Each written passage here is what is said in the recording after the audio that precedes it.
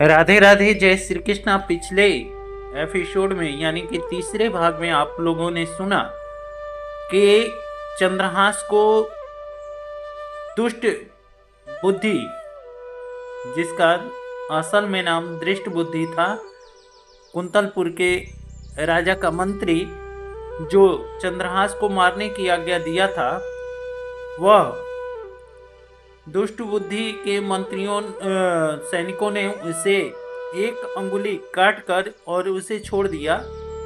फिर वहां से चंद्रहास जी जंगल की राह ले लिए। जब जंगल में गए तो घनाघोर जंगल में एक वट वृक्ष था। वट वृक्ष के नीचे एक सुंदर सा सरोवर था और बहुत ही मनमोहक जगह था।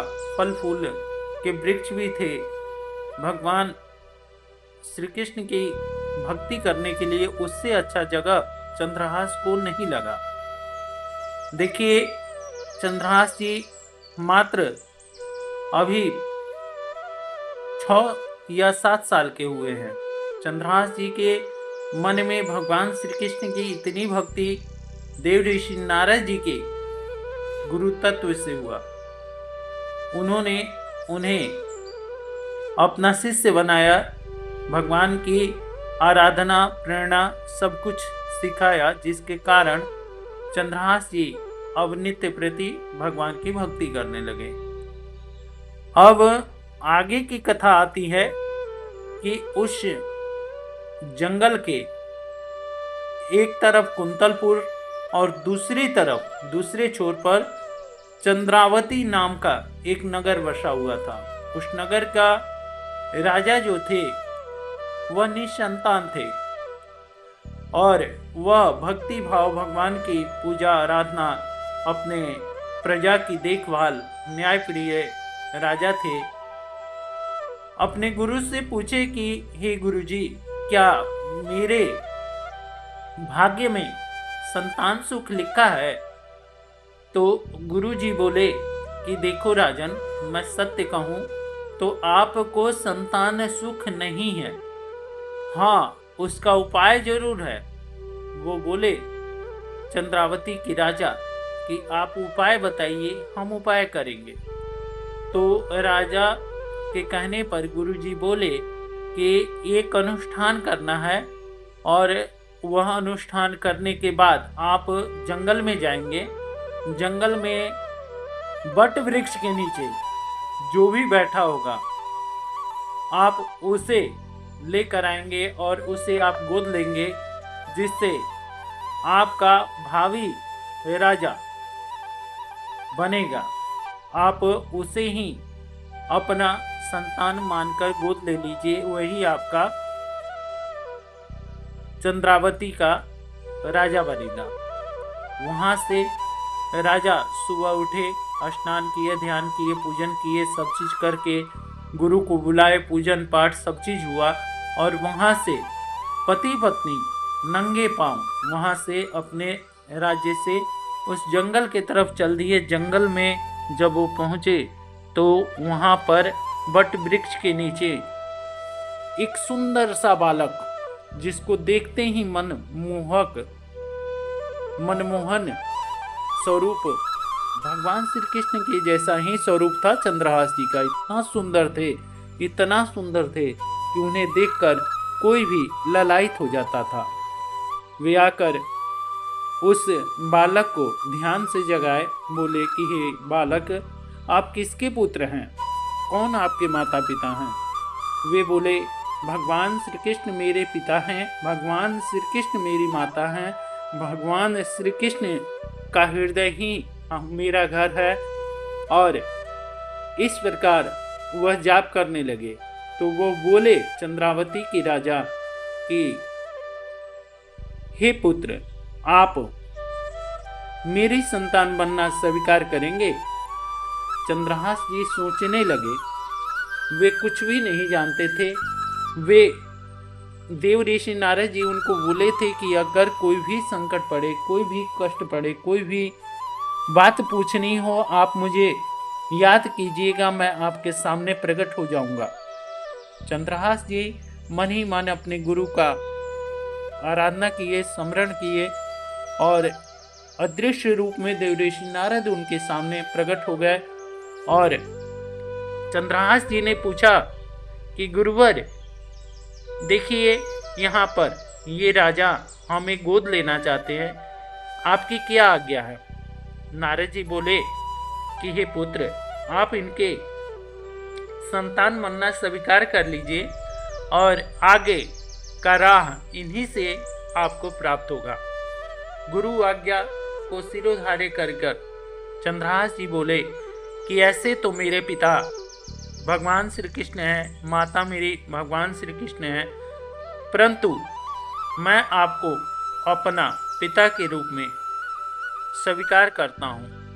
और इस प्रकार चंद्रावती देश की राजा के साथ चंद्रहास जी उनके साथ चल दिए। जब वह नगर के नज़दीक पहुँचे, ढोल नगारा मृदंग हर एक जगह जय राजकुमार की, जय राजकुमार की, जय राजन की ध्वनि होने लगी। हर्षो उल्लास के साथ पूरी प्रजा खुश हो गई कि अब हमारा भावी राजा आ गया है। और जिसने देखा चंद्रहास को उसका मन मोहित हो गया। इतना सुंदर स्वरूप कि किसी का आंखें ही नहीं ठहरता था उन पर, इतना उनके रूप में तेज था।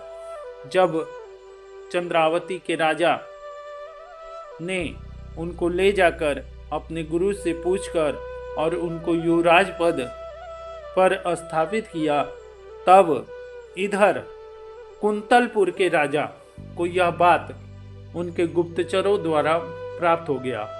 और कुंतलपुर एक चक्रवर्ती सम्राट थे और उन्हीं के राज्य में यह चंद्रावती राज्य भी आता था।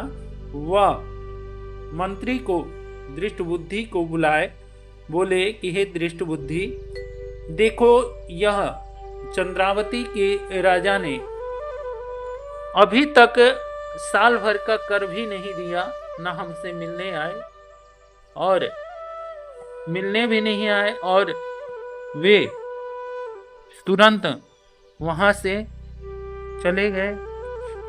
और जब चंद्रावती देश के राजा अभी तक कर भी हम में नहीं देने आए, आप जाओ और जाकर उनको बंदी बनाओ, और नहीं तो उनसे दुगना उनसे कर वसूल करके लाओ। इधर चंद्रावती देश के राजा की बात को सुनकर दुष्ट बुद्धि जौन थे, दृष्ट बुद्धि वहां से निकल पड़े अपने सैनिकों के साथ। चंद्रावती नगर में पहुंचे। वहां पर राजन ने उनका हार्दिक स्वागत किया, बहुत ज़्यादा उनका स्वागत किया, क्योंकि चक्रवर्ती सम्राट के वे भावी मंत्री थे और मंत्री का राजा से कम उनका अगर आदर सत्कार हुआ तो वह भी उनके लिए अच्छा नहीं था, क्योंकि उन्हीं के राज्य में वे उनका निवास स्थान था। इसलिए वे चंद्रावती के राजा उनका बहुत ज़्यादा स्वागत सत्कार किए। जब मंत्री जी आए तो वह दृष्ट बुद्धि के सामने अपने भावी युवराज को लेकर राजा प्रस्तुत हुए। जब राजा के साथ उस बालक को जब उन्होंने देखा तो पूछे कि यह बालक कौन है, तो चंद्रावती के राजा ने बताया कि यही हमारे अगले भावी राजा हैं और आप इन्हें आशीर्वाद दीजिए। चंद्रावती राजा के इस बात को सुनकर दृष्ट बुद्धि बहुत कुपित हुए। बोले कि आपने पहली बात कि साल भर का कर नहीं दिया, दूसरी बात कि आपने हमारे महाराज से पूछकर इस बच्चे को गोद नहीं लिया, आप राज्य का सबसे बड़ा अधिकार का खनन किया है, इसलिए आपको सजा मिलनी चाहिए। इस पर चंद्रावती देश के राजा जो थे उनके हाथ जोड़कर खड़े हो गए। कहते हैं कि देखिए, अब मैं कुछ भी नहीं कर सकता, आप जो भी करना है आप करेंगे, और आप मेरा मित्र बनना स्वीकार कीजिए और मेरे इस उपाय से, मेरे इस इतनी बड़ी विपत्ति से आप ही उबार सकते हैं। तो दृष्ट बुद्धि उस बालक की तरफ देखने लगे। वे समझ गए कि इस बालक को कहीं ना कहीं हमने देखा है। दृष्ट बुद्धि सोचते सोचते बाद में उनको याद पड़ा कि हो ना हो यह तो मुझे अपने ही उस दासी पुत्र के जैसा मालूम पड़ता है, और इस प्रकार वह उस बालक को अपने पास बुलाए, बोले कि हे बालक, आप जल्दी से बताओ कि आप कौन हो, क्या आप मुझे जानते हो? चंद्रहास जी हंसकर जय श्री कृष्णा कहकर बोले कि हे मंत्री जी, मैं आपको पहचानता हूँ और आप कुंतलपुर के राजा के मंत्री हैं। इस पर दृष्ट बुद्धि मन में कुपित हुआ, पर उस बात को सामने दिखाई नहीं देने दिया, और वह अपने मन में यह कुपित हुआ कि सैनिकों ने मेरे साथ झूठ बोला और यहाँ पर इन्होंने इसे मारा नहीं, परंतु यह बालक जब यह कह रहा है तो यह सत्य है।